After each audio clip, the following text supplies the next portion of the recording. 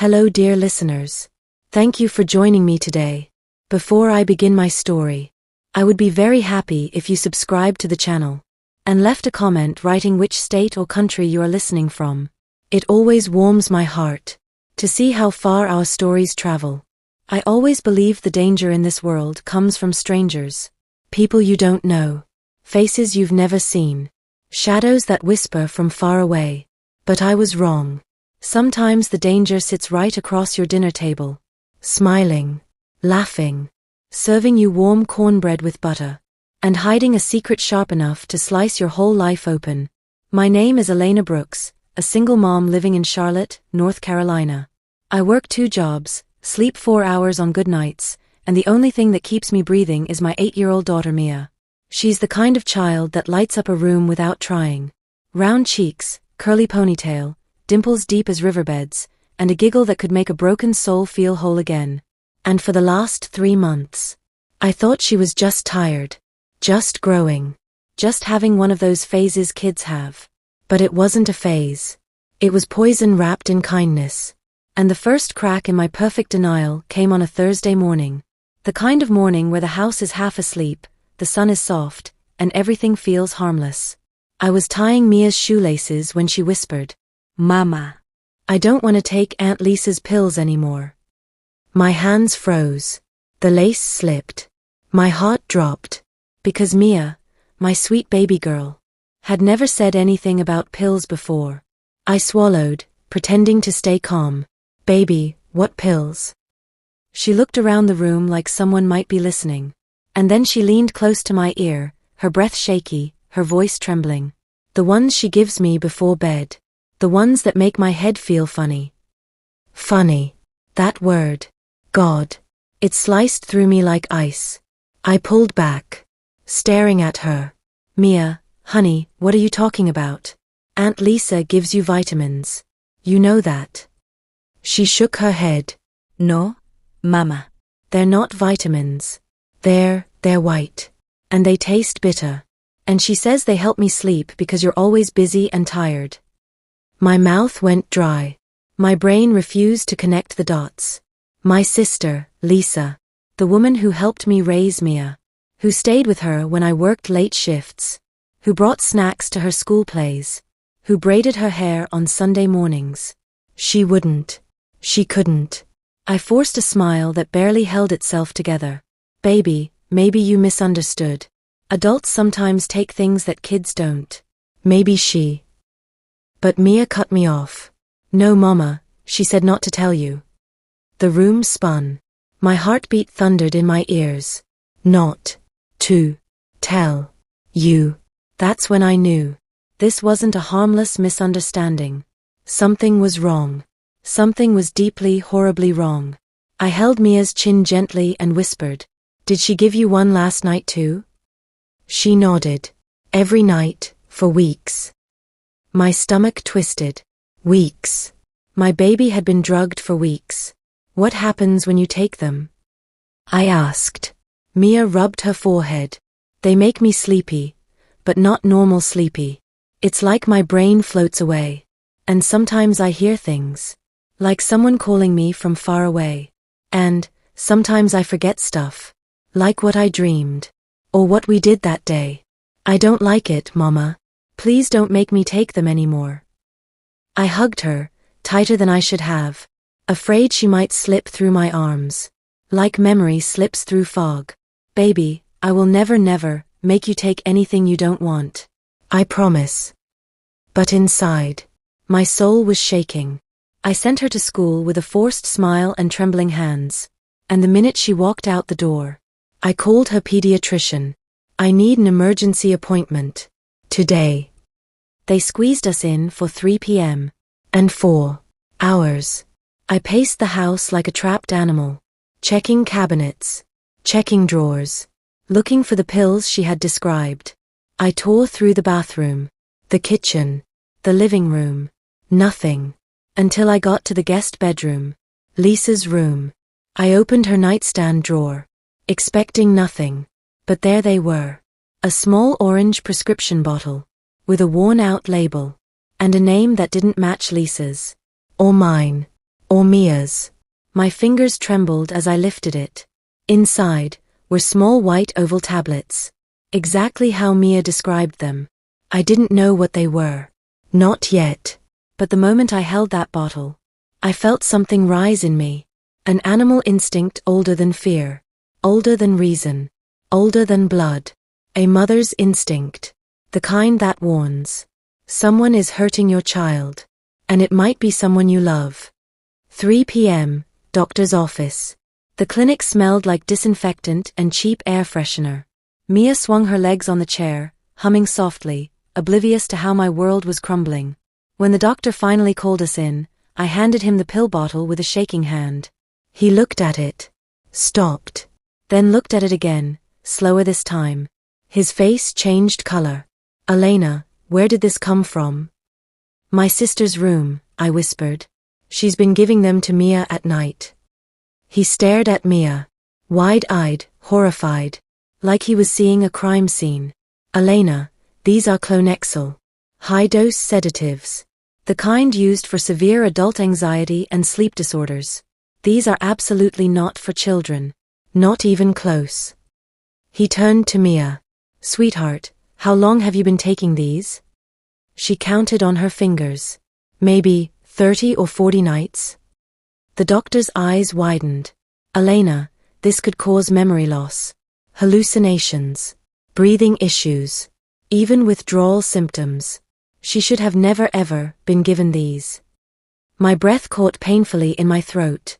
Memory loss, hallucinations, breathing issues, withdrawal. I felt the room close in around me, pressing, spinning, suffocating. Doctor, my voice cracked. What could happen if she keeps taking them? He didn't soften it. He didn't sugarcoat it. He just said the words straight. Long-term use in a child this young can cause brain fog, cognitive delay, and in extreme cases, respiratory failure during sleep. My heart stopped. Respiratory failure. My baby, my only child, had been going to sleep every night with something strong enough to stop her breathing. And the person giving it to her was my sister.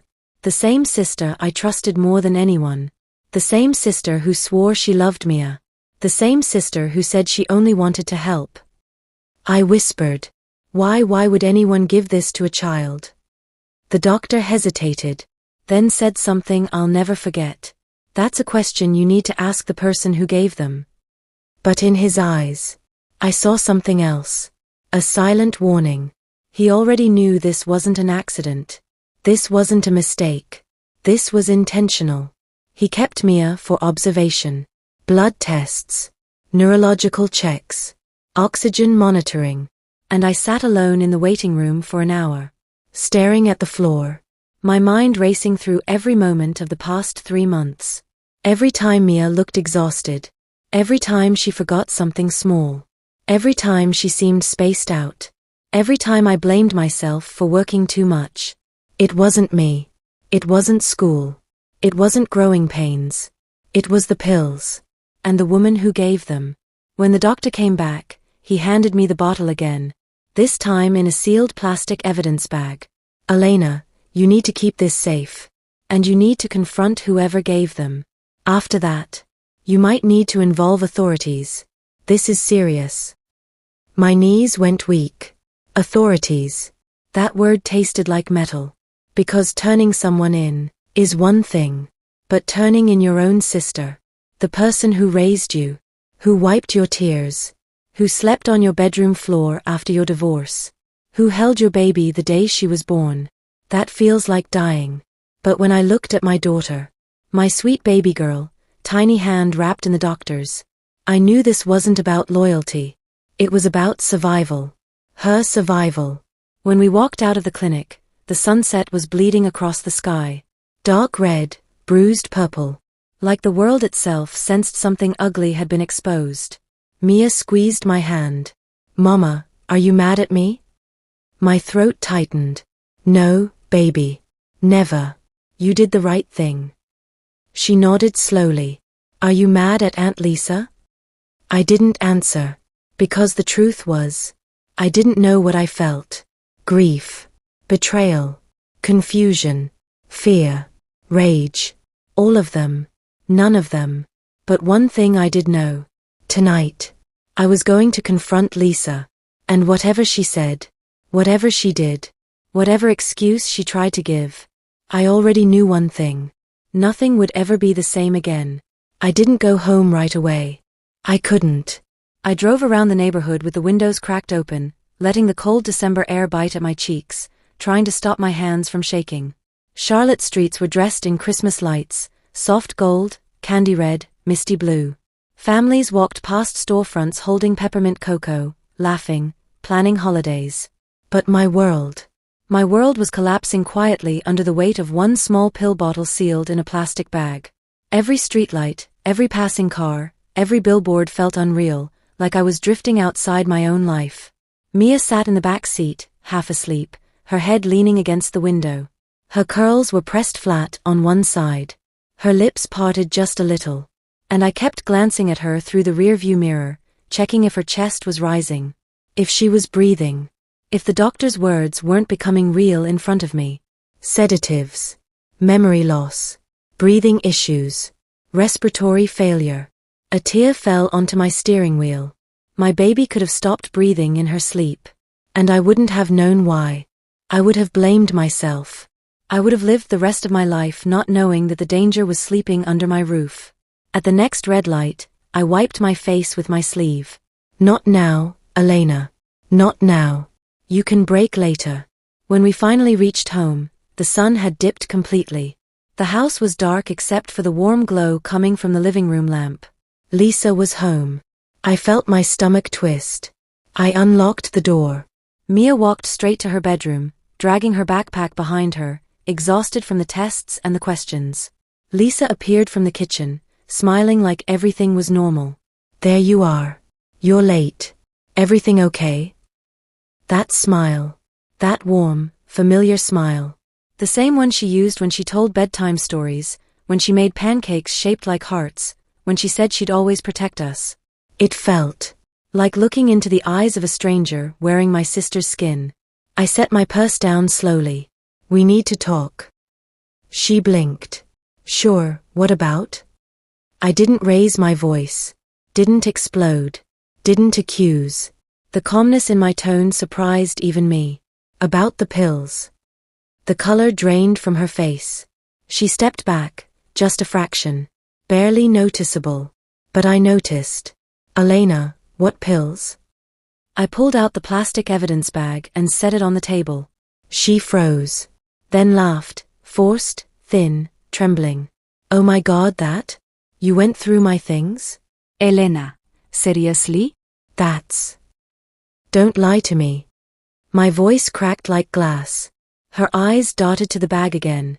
You don't understand. She's 8 years old, Lisa. My voice rose without permission. You've been giving an 8-year-old high-dose sedatives. Without my permission. Without telling me. Without even a damn explanation. Her chest rose and fell sharply. Elena, listen. No. You listen. I stepped closer. You told her not to tell me. The guilt flashed across her face like lightning, fast, sharp, undeniable. And for the first time, I saw something in her expression I had never seen before. Fear. Lisa, why? My voice cracked into a whisper. What were you doing to my child? She swallowed. Then, in a voice so small I barely recognized it, she said, I was trying to protect her. Ich stare daher. Protect her? What does that even mean? I whispered. Lisa closed her eyes, rubbing her temples, pacing like she was trying to gather words that wouldn't come. Elena, she's been remembering things. I froze. What things? Lisa stopped pacing, turned toward me. The accident. The room tilted. My throat tightened. No. My voice broke. She was 4. She doesn't remember anything about that night. Lisa shook her head. Elena, she does. Not everything. Not clearly. But pieces. And lately, those pieces have been coming back fast. She wakes up crying. She asks questions. She hears things. And I didn't know how to tell you. Something inside me snapped. Sedating her was your solution? I shouted. Lisa flinched. Elena, she was having panic episodes. You drugged her. I was trying to keep her calm. She could have stopped breathing, Lisa. Her face twisted in anguish. No. I checked the dosage. You're not a doctor. She fell silent. A long, heavy silence. Then she whispered. I wasn't trying to hurt her. I was trying to stop her from remembering. The glass of water on the table vibrated in my trembling hand. Why would you want to stop her from remembering? Lisa's gaze shifted downward. And with a voice barely holding itself together, she said, because if she remembers everything, she'll remember that you weren't the one driving. My breath left my body. Everything froze. The walls. The air. The world. What did you just say? Lisa's lips quivered. Elena, the night of the accident, you weren't driving the car. My vision blurred. My heartbeat thundered in my ears. No, y whisperat. You're lying. I remember driving. I remember the rain, the turn, the headlights. Elena, she whispered, tears spilling down her cheeks. You weren't driving. I was. The room spun violently. No. This wasn't happening. She kept talking, words tumbling out between sobs. You were in the passenger seat. You were unconscious after the impact. Mia was crying in the back. I panicked. I was scared. The police were coming. I was already on probation from that DUI last year. Stop. I shouted. But she didn't. I switched the seats. I put you in the driver's seat before the paramedics arrived. I told them you blacked out while driving. You didn't remember anything. And I thought it was better that way. My ears rang. She kept going. Like once she started, she couldn't stop. But recently, Mia's been talking about seeing me climb into the driver's seat after the crash. She's remembering. Little pieces. And if she remembers everything, Elena. I'll go to prison. My hands shook uncontrollably. So you drugged her, I whispered. I had to, she cried. I couldn't let her talk. Not to doctors. Not at school. Not to you. I panicked. I thought if I could just slow down her memories, keep her calm, keep her quiet until I figured out what to do. You sedated my baby girl, I said, voice hollow. You drugged her. You risked her life, to cover your own. Elena, please. You would have let me go to jail, I whispered, realization slicing through me. You would have let me believe I caused that accident. Her silence said everything. I took a step back. Then another. Lisa reached for me. Elena, please. I didn't want to lose my family. I didn't want to lose you. I pulled away. You did lose us, I whispered. Her face crumpled. Elena, don't do this. I didn't let her finish. I turned and walked down the hall to Mia's room. My hands were shaking so violently I could barely grip the doorknob. When I opened the door, she was lying on her bed, hugging her stuffed bunny, half asleep. She looked so small, so innocent, so unaware of the storm she had been pulled into. I knelt beside her and kissed her forehead. I've got you, baby, I whispered. Mama's here now. And nobody is ever going to hurt you again. Behind me, Lisa's quiet sobs echoed down the hallway. But I felt nothing for her now. Not love. Not sympathy. Not sisterhood. Only betrayal. And a rising, burning determination. Tomorrow, I would take Mia back to the doctor. Report everything. Protect her with every breath in my body. Tonight, I would lock the guest bedroom door. And make sure Lisa didn't go near my child again. As I stood up, Mia murmured sleepily. Mama. I don't want the dream again. My heart squeezed painfully. What dream, baby? She opened her eyes, just a sliver. The one with the crash. And Aunt Lisa. And the screaming. The room went cold. Ice cold. I held her close, whispering. It's okay. You're safe. I'm right here. But inside, I knew this was only the beginning. Because if Mia remembered the truth, the whole truth, this wasn't just a family secret. This was a crime. And the past we buried was coming back. Fast. There are moments in life when the truth doesn't just reveal itself. It erupts, shatters, destroys everything it touches. The night Lisa confessed, the truth didn't whisper. It didn't knock. It tore through my home like a storm that had been waiting for years to break loose. But the morning after, that was the worst part. Because morning brings clarity. And clarity brings consequences. And consequences don't care about blood or history or love. They arrive. They change everything. And they don't leave. The next morning, 6:12 a.m., I didn't sleep. I sat on the floor outside Mia's bedroom door all night, knees pulled to my chest, listening to her soft breathing, counting each rise, each fall, terrified something might suddenly go wrong because of the pills. Every creak in the house made my heartbeat spike. Every shadow looked like danger. And all night, behind the locked guest bedroom door, I could hear Lisa crying. The soft, muffled kind of crying people make when they already know they've lost. But I didn't open the door. Not once.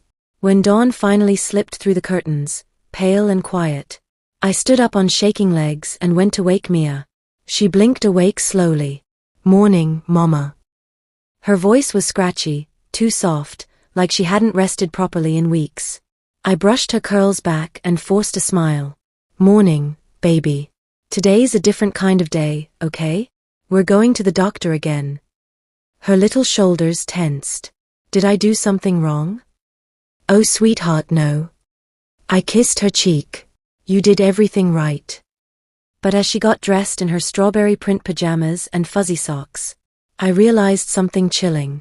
She moved slower than usual. More tired. More foggy. More distant. Withdrawal, the doctor had warned. Symptoms.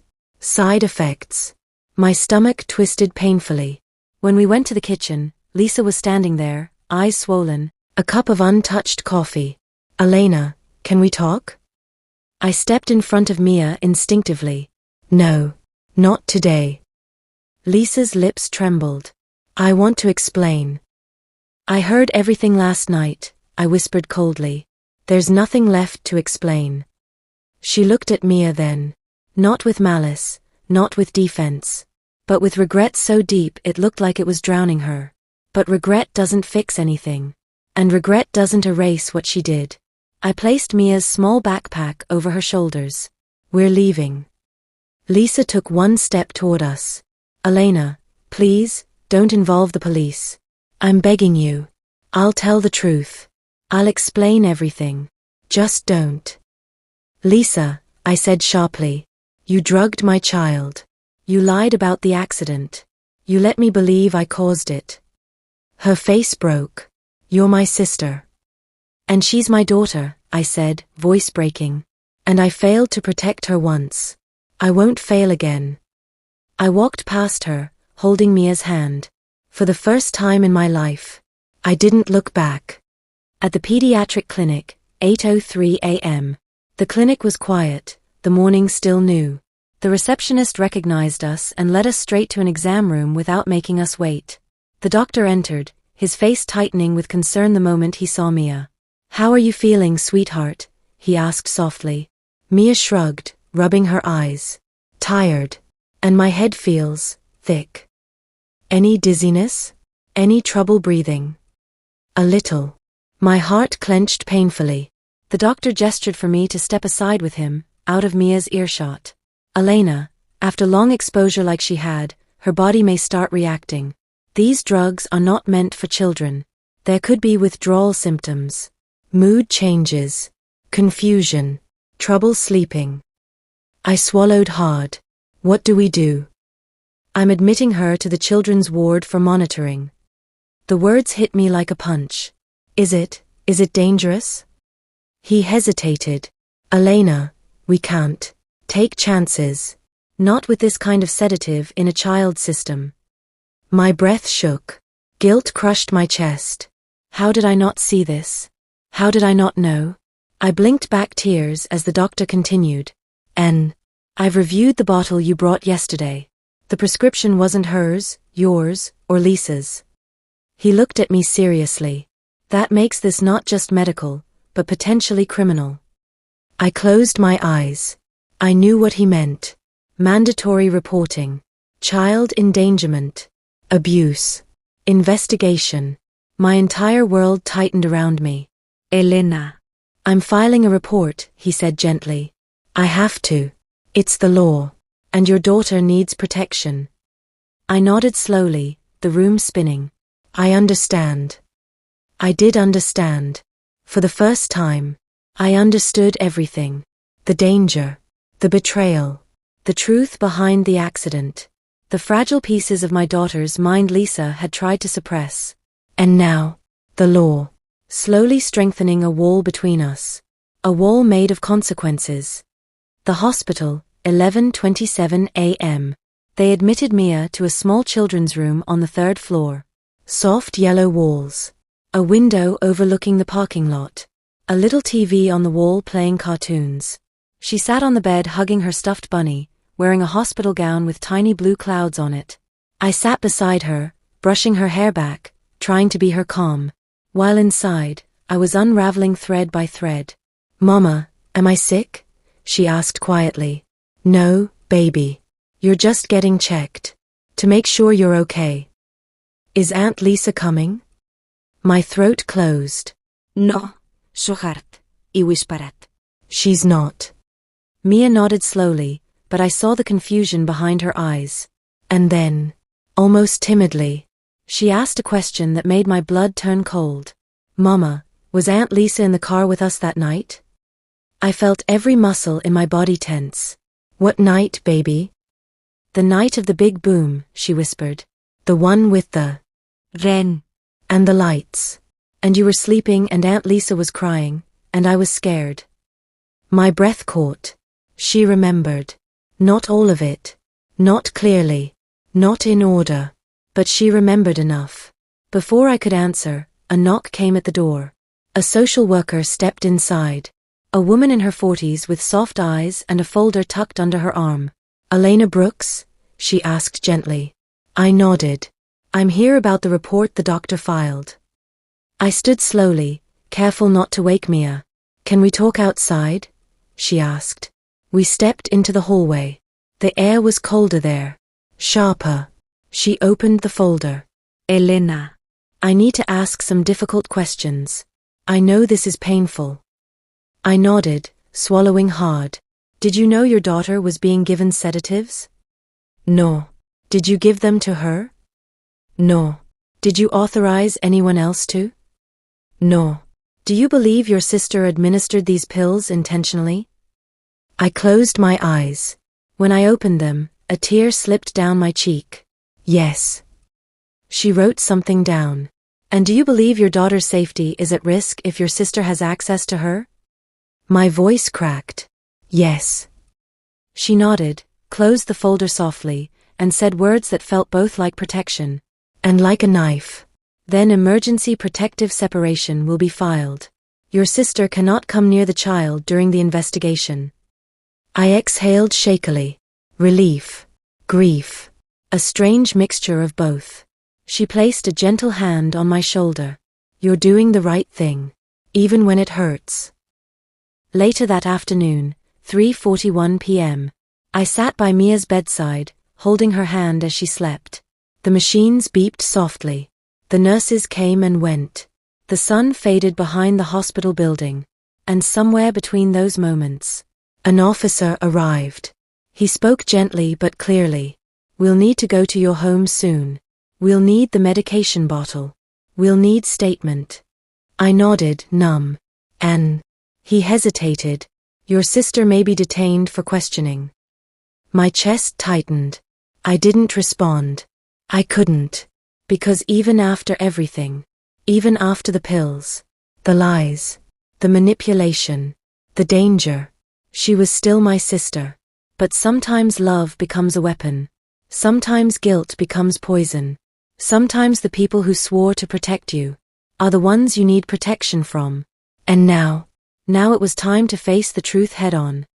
That night, just after midnight, I sat alone in the hospital room darkness while Mia slept peacefully, her breathing finally steady, her face soft, her small hand curled around mine. I stared out the window at the parking lot lights glowing like little moons on the pavement. And for the first time in days, I let myself breathe. Tomorrow, there would be questions, police statements, investigations, a confrontation with the past I had buried for years. Tomorrow, the truth would be dragged fully into the light. But tonight I made myself a promise. I whispered it into the dark, like a vow forged from every drop of fear and love inside me. I will protect you, Mia, no matter who I have to stand against, no matter what truth I have to face. Because the past wasn't done with us. Not yet. And the deepest secret of that night, the accident, was still waiting to be uncovered. The morning light in Charlotte was deceptive. It poured across the streets, glinting off wet asphalt from last night's drizzle, making everything look calm, ordinary, safe. But the world had shifted.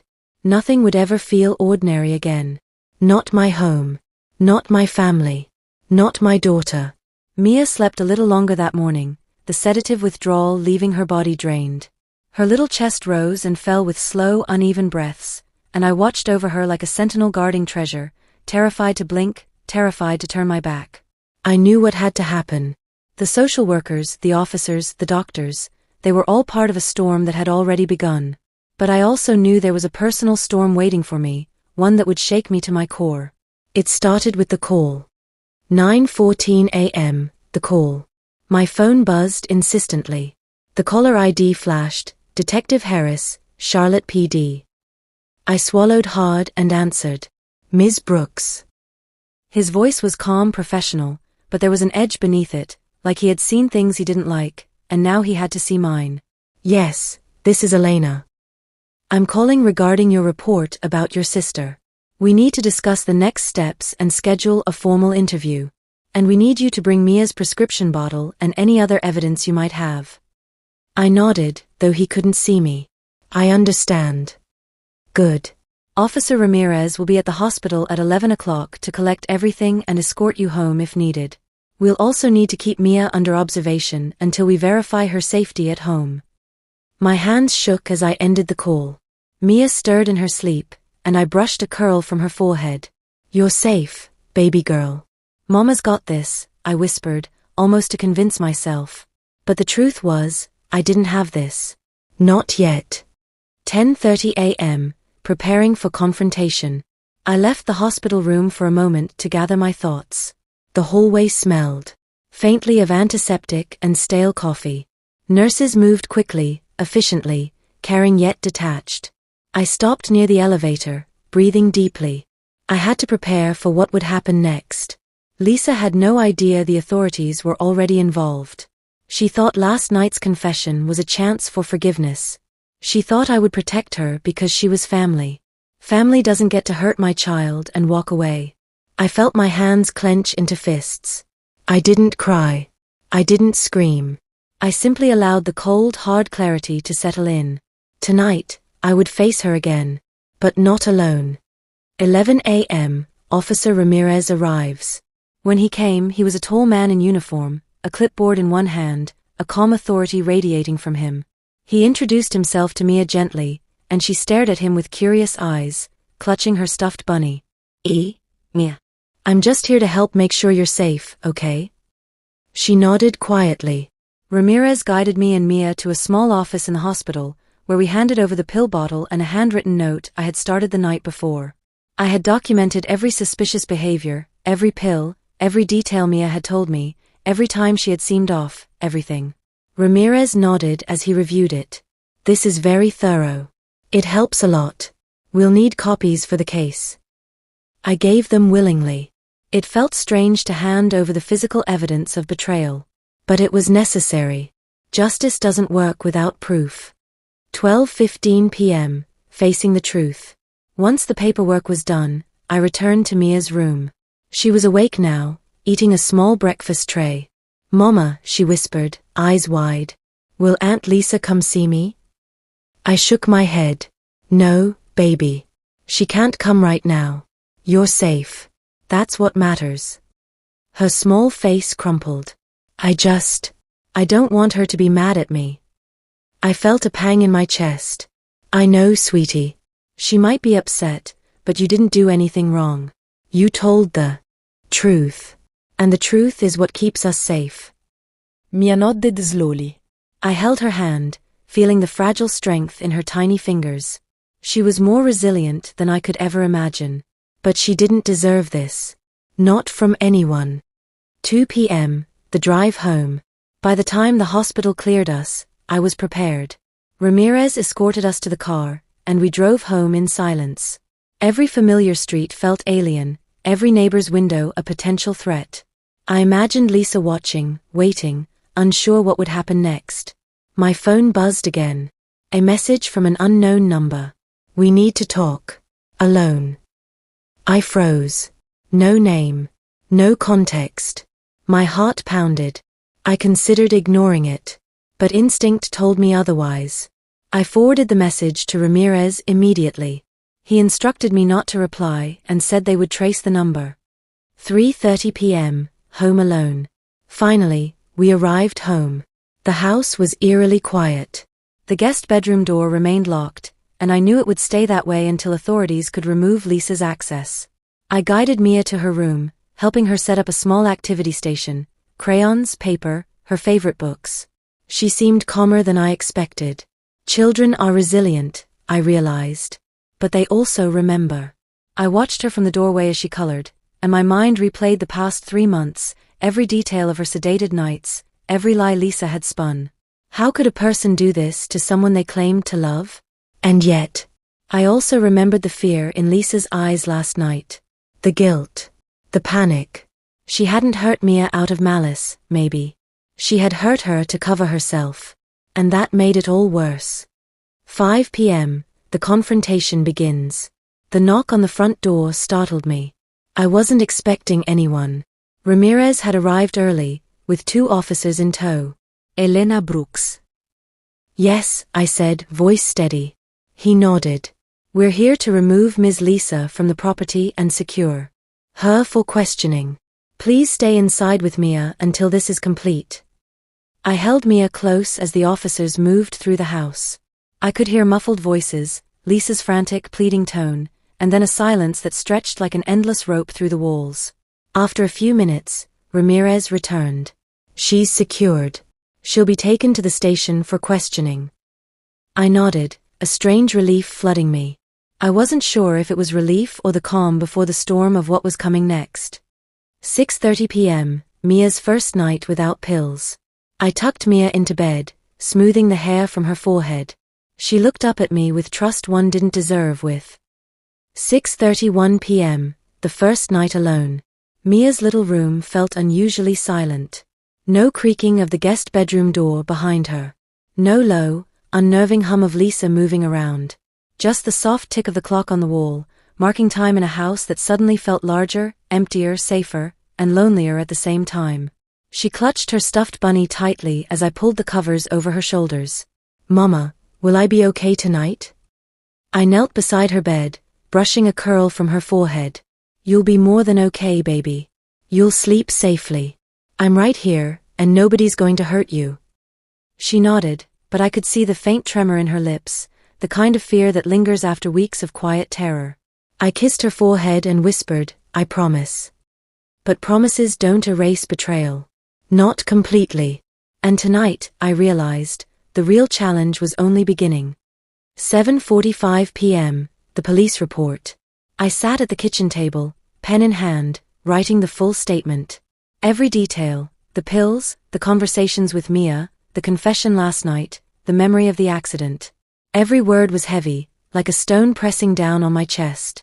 Officer Ramirez returned to collect my statement and the paperwork I had prepared.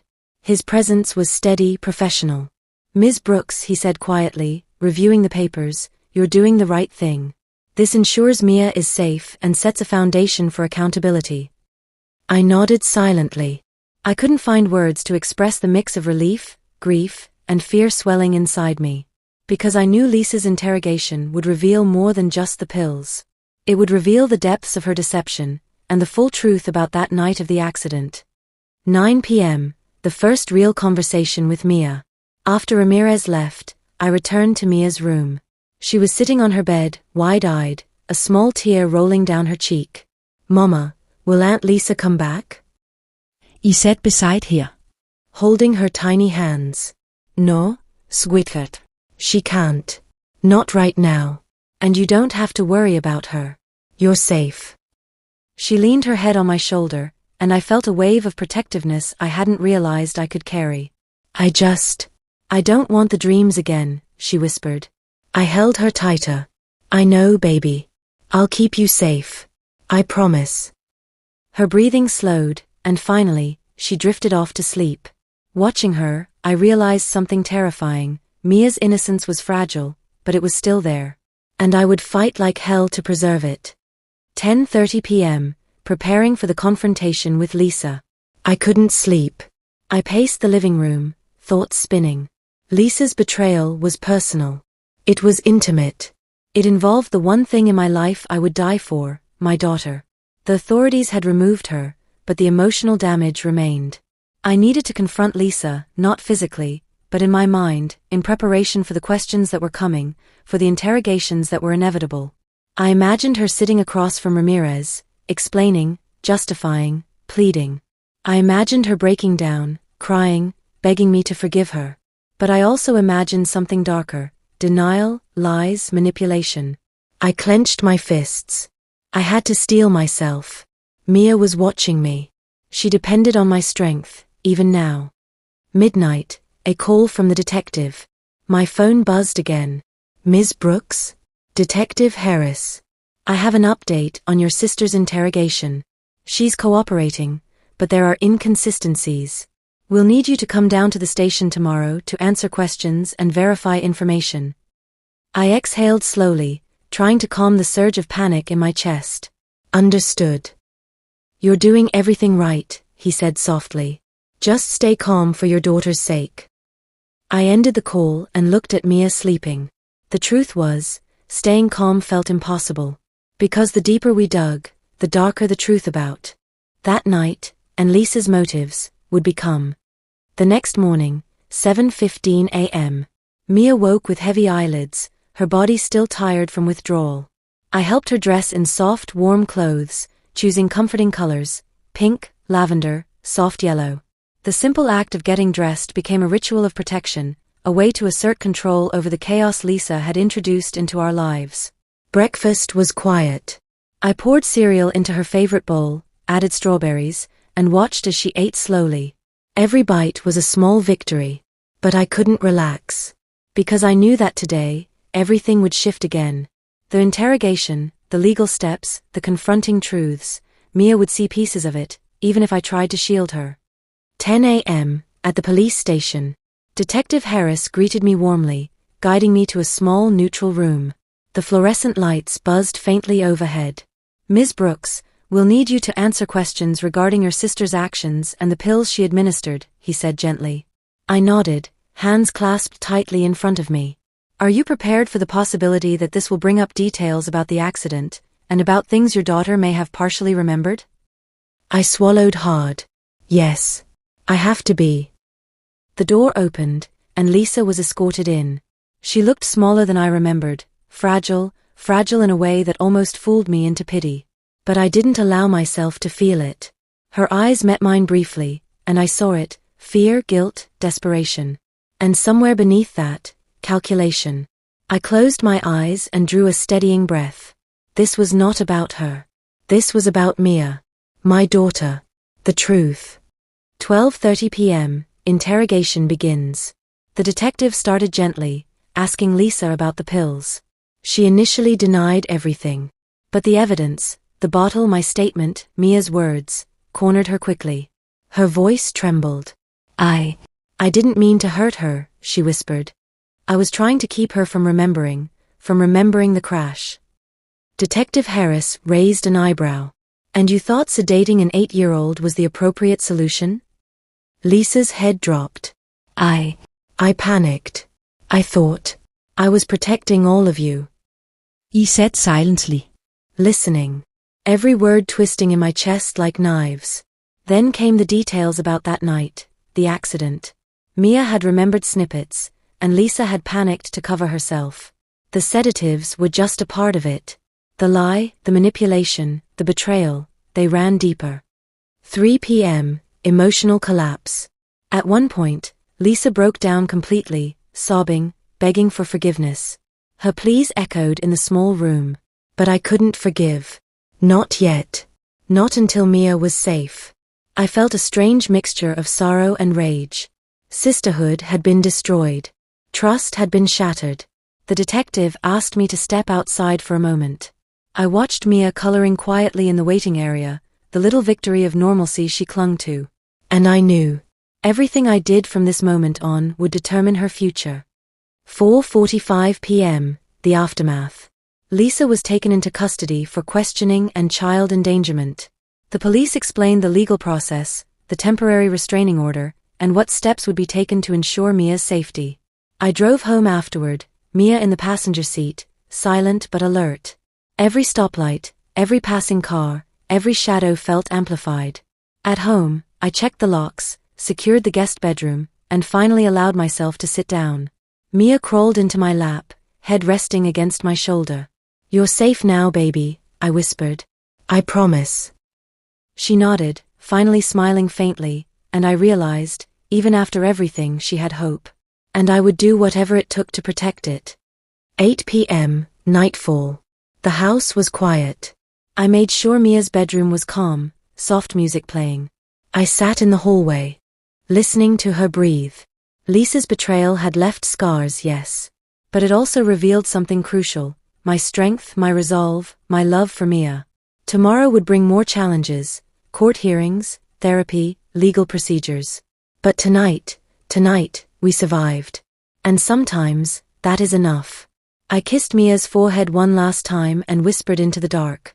"We're safe now. I've got you. No one will ever hurt you again." And for the first time since this nightmare began, I believed it. 6:45 a.m., the morning after. The first rays of sun slipped through the blinds, but the warmth couldn't reach the cold knot in my stomach. Mia stirred beside me, her small frame tangled in blankets, hair mussed from a restless sleep. Her eyelids fluttered open, a faint tremor across her lips, the echo of the nights she had been drugged, the terror lingering like a shadow in her dreams. "Mama," she whispered, voice soft, tentative, "is everything okay now?" I knelt beside her bed, brushing a curl from her forehead. "Yes, baby. We're safe. Nothing is going to hurt you again." She clutched her bunny closer, her tiny arms trembling. Even in sleep, she had been carrying the weight of betrayal, fear, and confusion. And my heart ached, knowing that no words could instantly erase those memories. But today, I would begin to rebuild what had been shattered. 7:30 a.m., preparing for the day. Breakfast was quiet. The clatter of dishes was the only sound breaking the heavy silence of our home. I carefully measured out Mia's cereal, sliced strawberries with precision, and poured juice into her favorite cup. Normalcy, I realized, would be our armor against chaos. I packed her small bag for therapy and legal proceedings, tucking in her comfort blanket and a few storybooks. Even in the middle of a storm, the little things mattered, the small rituals of safety and comfort. Mia's eyes met mine, hesitant yet trusting. "I don't want to be scared today," she said softly. "You won't be, baby," I replied. "I'll be with you every step." 8:30 a.m., driving to the courthouse. The streets of Charlotte were unusually quiet, the early morning sun reflecting on wet asphalt like fractured glass. I kept my hand on Mia's, squeezing gently, grounding her, and myself. I was hyper-aware of every passing car, every pedestrian, every shadow that could seem threatening. Mia leaned against me, silent but alert. I could sense her fear, it clung to her like a second skin. And yet, there was a flicker of hope in her eyes, a trust she still placed in me despite the betrayal that had invaded her world. I silently vowed, nothing, not Lisa, not circumstance, would take that trust from her again. 9:15 a.m., arrival at the courthouse. The courthouse was intimidating, cold, and bureaucratic. Its marble floors echoed with footsteps, every sound amplified. Lawyers and court officers moved briskly, papers in hand, like chess pieces in a game I didn't want to play but had no choice but to navigate. Officer Ramirez met us at the entrance, guiding us to a secure hallway. "Stay close, Ms. Brooks. We'll make sure Mia is safe," he said softly. I nodded, swallowing the tension in my throat. Even surrounded by authority and safety protocols, the fear that Lisa could manipulate, escape, or interfere lingered like a phantom. 10 Uhr morgens. Courtroom preparations. We entered the courtroom, a stock room of polished wood and cold metal. The judge, a composed figure of authority, took their seat. Court personnel organized documents, social workers read reports, and attorneys whispered in hushed tones. I handed over my documentation. Mia's medical reports. The pill bottles. Notes from our conversations. Lisa's confession statements. Every piece of evidence felt like a brick in the foundation I was building to protect Mia. I could see Lisa sitting across the room, fragile, defensive, and guarded, her attorney whispering counsel in her ear. 10:45 a.m., the hearing begins. The judge asked pointed questions. Why were sedatives administered to a minor without parental consent? Was there an intent to harm or conceal information? What steps have been taken for the child's mental and physical well-being? I responded calmly, detailing the nights Mia had been drugged, the confusion and fear she had experienced, and the emotional trauma that still lingered. I described Lisa's panic-driven betrayal, her attempts to manipulate the situation, and the consistent danger Mia faced. Lisa's attorney tried to frame her actions as misguided care, panic in a crisis, but the evidence was damning. Even as I spoke, I felt my chest tighten. I wasn't just testifying, I was reliving each terrifying moment. 12 p.m., therapy session for Mia. After the initial court proceedings, we met with Mia's therapist. The therapist's office smelled of soft lavender and was filled with comforting toys and books. It was designed to feel safe, even as Mia's world had been anything but. At first, Mia clung to me, shy, wary, her trust fragile. "Mama, will she hurt me again?" she asked softly. "No, baby," I whispered. "Not ever. We're going to make sure of that." Mia began to express herself through drawing and storytelling. She spoke of nights filled with shadows, confusion, and strange dreams.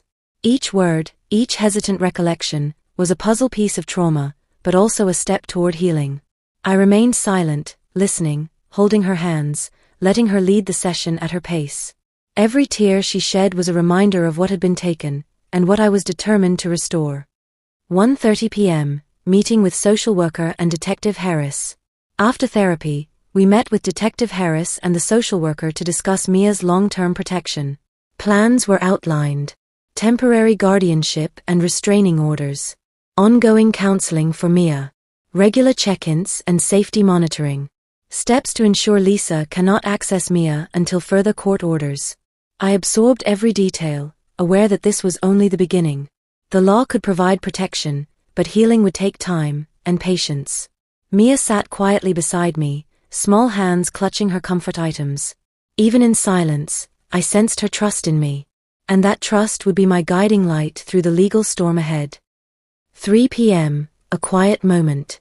Back in the car, Mia leaned against me, exhausted from the emotional intensity of the day. "Mama, will she ever be my aunt again?" she asked softly, fear shadowing her voice. I hesitated, searching for words that would comfort without creating false hope. "Not like before, baby. Right now, our focus is keeping you safe. That's the most important thing." She nodded slowly, hugging her bunny. "I just want to feel safe," she whispered. "You are safe, baby girl," I replied firmly. "I will protect you, no matter what." The city passed by in a blur of muted sunlight and long shadows. Even in motion, the heaviness of recent events pressed on us, but so did a fragile, persistent hope. 5 p.m., returning home. The house looked familiar, yet everything had changed. Locks were checked, doors secured, Mia's room arranged for comfort and security. She played quietly while I watched, heart torn between relief and lingering fear. Lisa's betrayal had left emotional scars, but it also revealed my own resilience and unwavering love for Mia. Every action, every precaution, every choice was about one thing: ensuring her safety and restoring her sense of trust. 6:30 p.m., preparing for night. As night fell, I prepared Mia's room with gentle lighting, soft music, and familiar objects to create a safe space. I tucked her into bed, brushing her hair back, whispering reassurances. "We've made it through today, baby girl," I said softly. "Tomorrow will bring challenges, yes, but tonight, we are safe. We survived, and we will continue to survive." Her small hand gripped mine tightly as she drifted into sleep, her breathing finally calm. I sat in the hallway, watching, listening, reflecting. The battle was far from over. Court, therapy, and the long road to healing awaited us. But tonight, there was a fragile victory, a moment of peace amidst the chaos. My voice that night felt strange. Fragile and strong at the same time. Like a truth that had been buried for years. Was finally breaking through the surface. Outside, rain hammered against the windows. Inside, everything was quiet. Except for my heartbeat. And the terrifying truth. That was about to change my entire family forever. The doctor placed the report in front of me. My hands trembled before I even opened it. And then, the world spun. "These aren't supplements," the doctor said slowly. "These pills suppress hormonal and cognitive development in children. They are only prescribed in extreme, controlled situations. And never without dosage or labels. Someone gave these to your child intentionally." For a second, I couldn't breathe. My daughter. My heartbeat. My world. Someone was trying to dull her brilliance. Slow her growth, numb her spark, dim her mind. Someone wanted her small. Someone wanted her quiet. Someone wanted her less. I whispered, more to myself than anyone. Who would do this to a child? The doctor's face turned grim. "Find out quickly. Because whoever did, is dangerous." When I reached home, my eyes searched for one person. My sister-in-law. The aunt who had been giving my daughter the pills. She was always over-involved. Always crossing boundaries. Always criticizing how I raised my child. Always taking her away, dressing her differently, asking odd questions, making odd comments. But this wasn't meddling. This was evil. I marched straight to her house, the bottle in my hand like a burning coal. She opened the door casually. But the moment she saw my face, her smile froze. "What is this?" I held the bottle forward. "What pills have you been giving my daughter?" She didn't flinch. Didn't look ashamed. Instead, she smirked. "Relax. I was just helping. She's too hyper. This makes her calmer.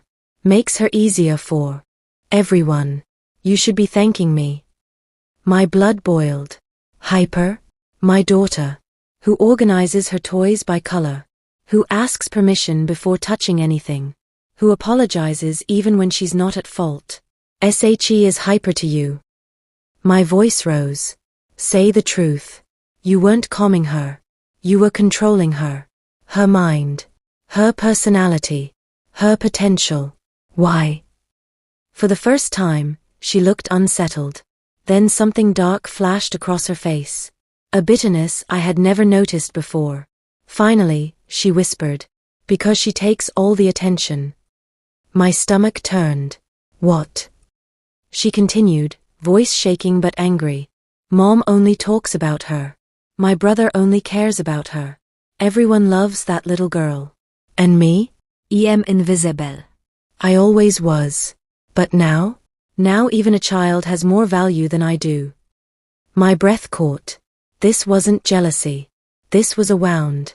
A deep, twisted wound. But it didn't excuse what she had done. "So you drugged a child because you felt overshadowed?" She didn't deny it. And that silence was her confession.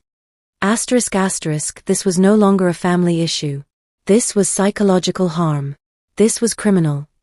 I walked out before rage consumed me. At home, my daughter was asleep. Her tiny chest rising and falling so softly. Completely unaware that her mother was fighting a war for her. I held her hand for a moment. Then walked to the living room, where my husband waited. When I placed the reports, the bottle, and the doctor's written findings in front of him.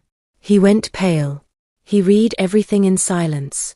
Then he shook his head violently. No, my sister wouldn't do this. She's just overprotective. She loves kids. I cut him off gently, because softness was all I could give at that moment. Love doesn't poison. Love doesn't control. Love doesn't slow a child's growth because of insecurity or jealousy. My eyes burned. For a moment, neither of us spoke. Then I said the words that would either break us or save us. ***, either my daughter stays safe or this marriage ends. There is no third option. It wasn't a threat. It was a mother's boundary, a mother's declaration, a mother's war cry. My husband stared at me for a long time. Then he exhaled shakily. He reached for my hand, not as a husband, but as a father. I'll handle this. She will never come near our daughter again. I'll confront her myself. And yes, we will take legal action. I won't let anyone, not even my own sister, hurt our child again. For the first time that night, my heart softened. We weren't two people fighting anymore. We were a team. Parents, protectors, partners. But the story didn't end there, because things got darker, much darker. When my husband told his sister she was banned from our home, and that we were filing a case, she snapped, and the true extent of her obsession finally came to the surface.